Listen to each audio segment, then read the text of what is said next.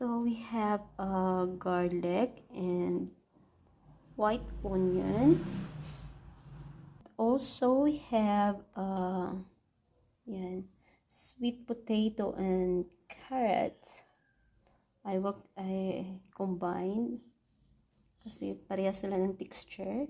We have a cabbage. Yan siya guys. Baguio beans. And bean sprout or tauge. Yan. Marami siyang quantity kasi marami akong lulutuin guys. Mga 100 pieces. Yan siya guys. So I start cooking now. I put the garlic. Ayan, mainit na siya.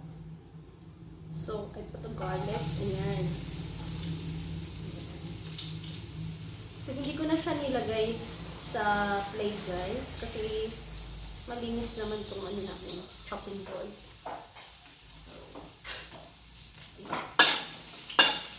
Yan.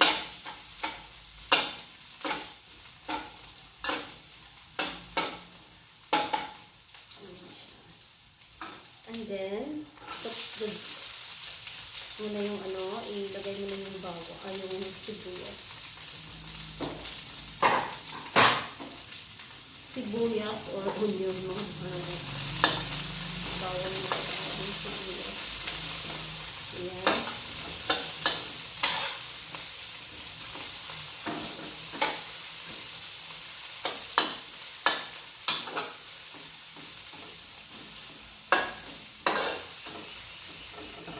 And then,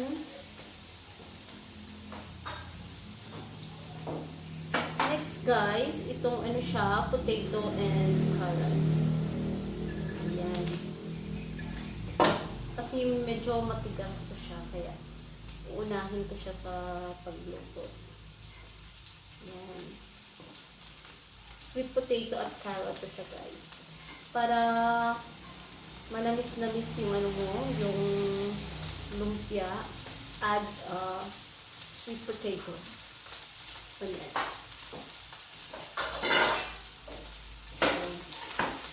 Medyo marami po siya guys. Baguio beans.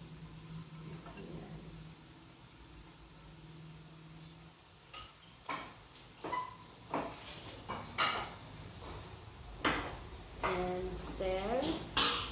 Thank you guys.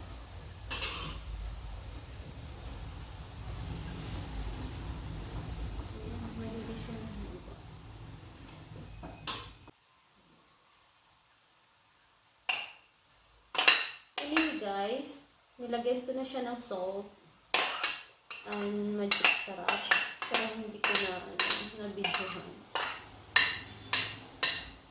Pampalasa yung magic sarap. Yan siya guys, marami talaga siya. Nakatry.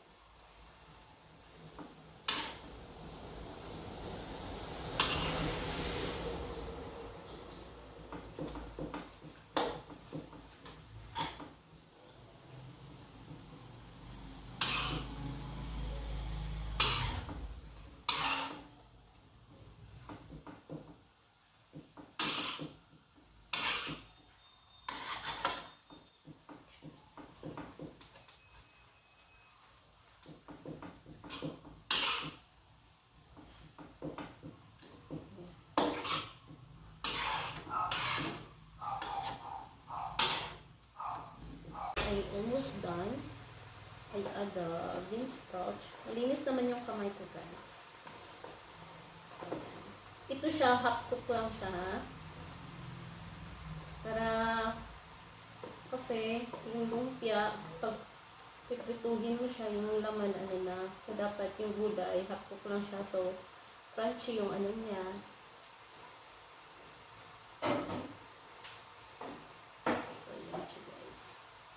Lalo na yung sprouts, dapat yung bean sprouts, dapat huli siyang ilalagay. Kasi madali siyang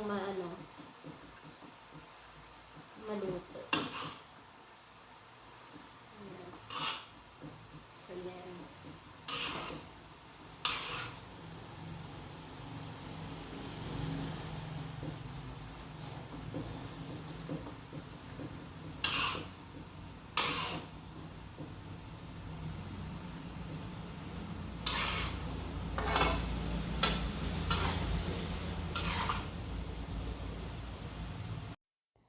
Ayan siya guys.